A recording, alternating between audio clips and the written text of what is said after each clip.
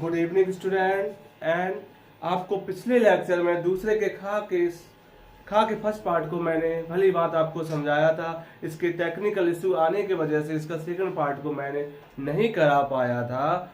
तो आप इस सेकंड पार्ट को न्यू लेक्चर में देखने के लिए धन्यवाद। और आप ये देखिए, इस लेक्चर में दिया गया है कि H2O6 एक प्रबल अणुचुंबकीय है, जबकि FeCl6 3 नेगेटिव एक दुर्बल अणुचुंबकीय है। जबकि इन दोनों की ऑक्सीकरण संख्या बिल्कुल फिक्स आती है। तो ऐसा क्यों आ रहा है, क्या रीजन आ रहा है, देखते हैं गाइस। इसमें तो देखिए, पहले इसकी ऑक्सीकरण संख्या निकाल लो। ऑक्सीकरण संख्या निकालने के लिए क्या Fe को x मान लो, तो डायरेक्टली x यहाँ पे निकलेगी आपकी प्लस की 3। तो इससे गाइस क्या होता है कि इसने Fe ने किसी को 3 इलेक्ट्रॉन दिए होंगे, मुझे क्या लेना देना, इलेक्ट्रॉन दिए होंगे।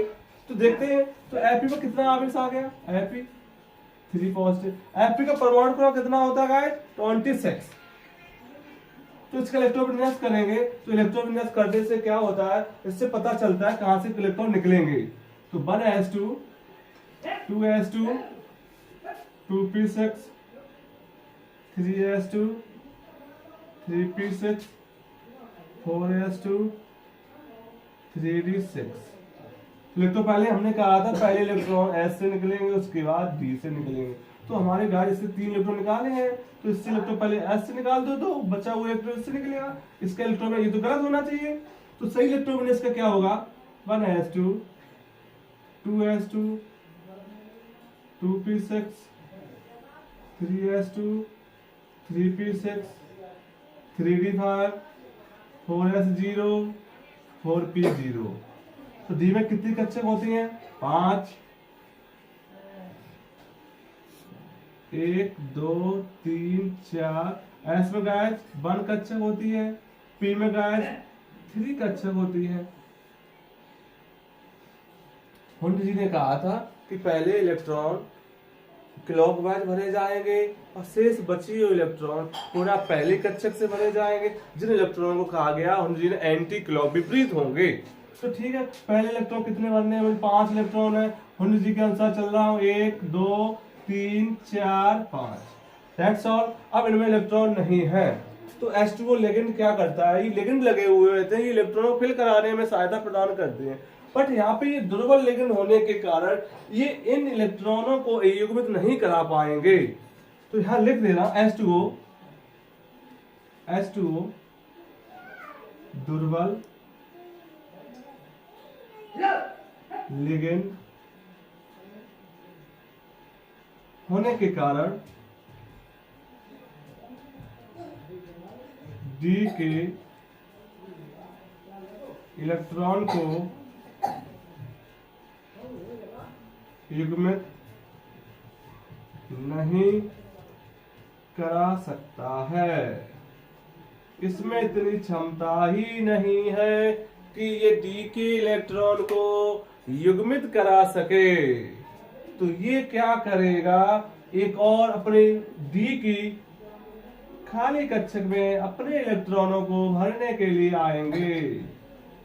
1 2 3 4 1 2 3 4 5।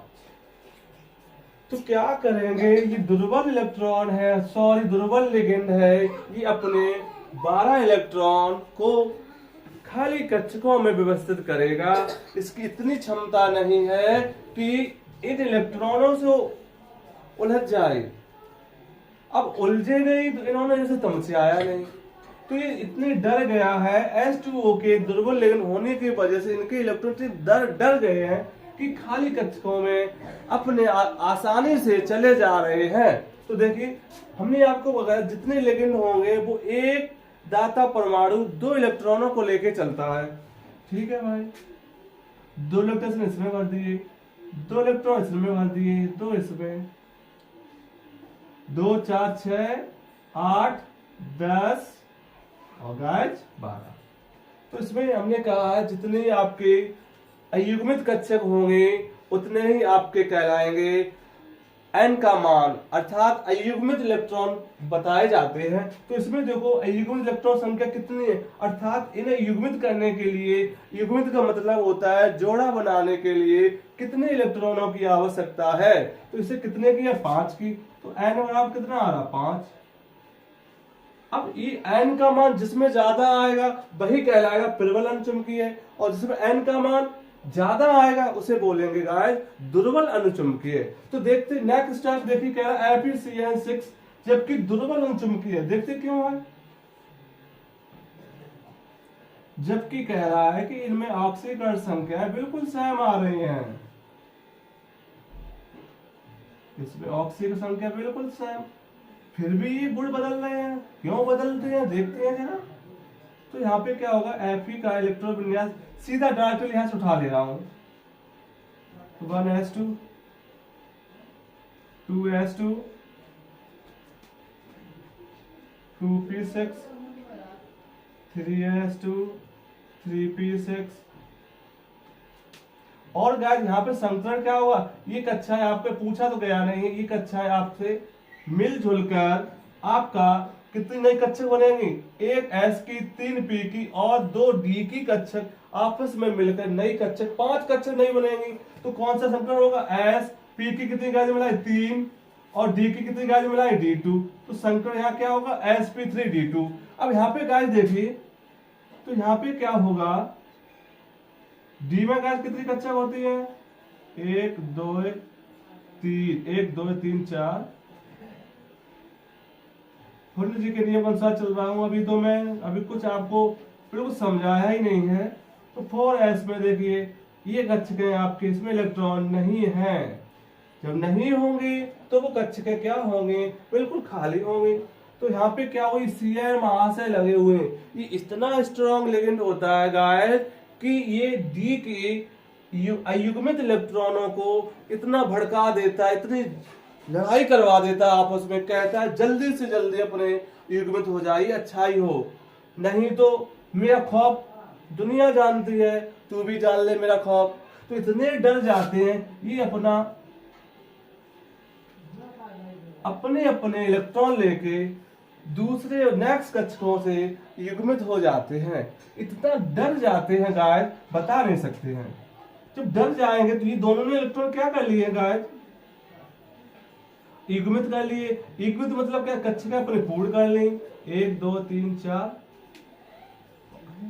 तो इन्होंने अपना इतना खौफ था, लिख दे रहा हूं Cn स्ट्रॉन्ग लिगेंड,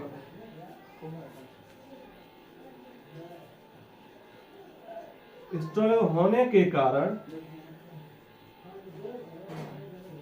स्ट्रॉन्ग होने के कारण D के इलेक्ट्रॉनों को युग्मित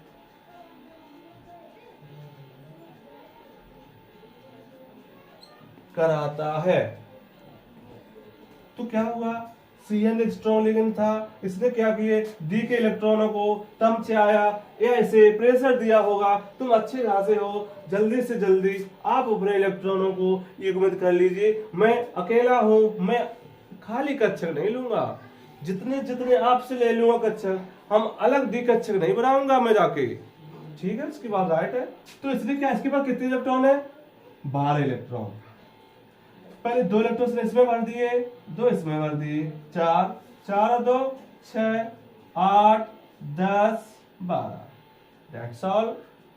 तो देखिए इसमें कितने D के इलेक्ट्रॉन लिए, यहाँ पे ये जितने जहां पर भी आपके लिगेंड के इलेक्ट्रॉन जाएंगे वहां पर संकरण बनता है, अर्थात वो कक्षकें मिलकर नई कक्षक का निर्माण करते हैं और संकरण का निर्माण होगा।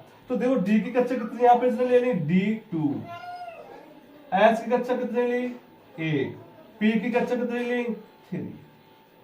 अब गाइस हमने बताया था अयुग्मित इलेक्ट्रॉन की संख्या जिसमें अधिक होगी वो प्रबल अनुचुंबकीय कहलाएगा। अब इसमें देखो ओनली एक कक्षक आपकी बची हुई है और सारी कक्षकें आपकी युग्मित है। तो यहाँ पे देखो D में एक ही कक्षक युग्मित है, तो N का मान कितना होगा, 1। तो यही कारण है कि इसमें एक युग्मित इलेक्ट्रॉन आता है और इसमें युग्मित इलेक्ट्रॉन 5 आते हैं, इसीलिए यह प्रबल अनचुंबकीय है और FeCN6 3 नेगेटिव एक दुर्बल अनचुंबकीय है। तो गाइस पिछले जो अभी हमने लेक्चर में, अभी जस्ट लेक्चर में जो हमने वीडियो बनाई थी हमने, उसमें